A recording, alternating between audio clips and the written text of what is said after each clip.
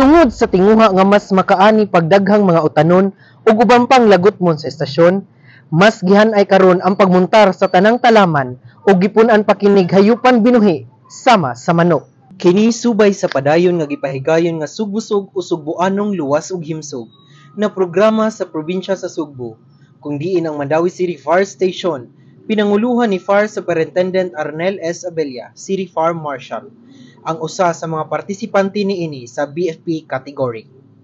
Makita sa maong garden ang mga utanon sama sa petchay, sitaw, ampalaya, kangkong, pipino, galay, saluyot, alugbati, malunggay, sili plastic, sili, ug mga manok na sunoy ug himungaan nga nakahatag og mga itlog sa estasyon. Ang kabombiruhan sa maong estasyon nagtinabangay haron mas mapalambo pa ang maong proyekto na dakong tabang sa pang-adlaw-adlaw na pangkonsumo.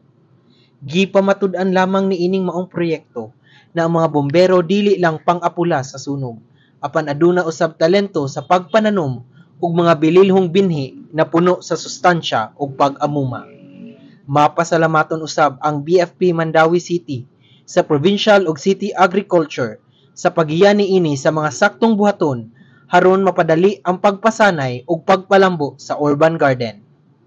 Karon, ang Mandawi City Fire Station kanunay sa pagpaimplementar og mga programang patok ug swak sa publiko haron mas mapalawig pa ang tinguha niini na makahatag og maayong serbisyo. Kay basta serbisyo, ang bombero okay kaayo. Gikan sa malambuong syudad sa Mandawi, alang sa BFP TV, madasigon alang sa kaluwasan sa publiko. Kini si Fire Officer 1 Arjim San Antonio Mendaros.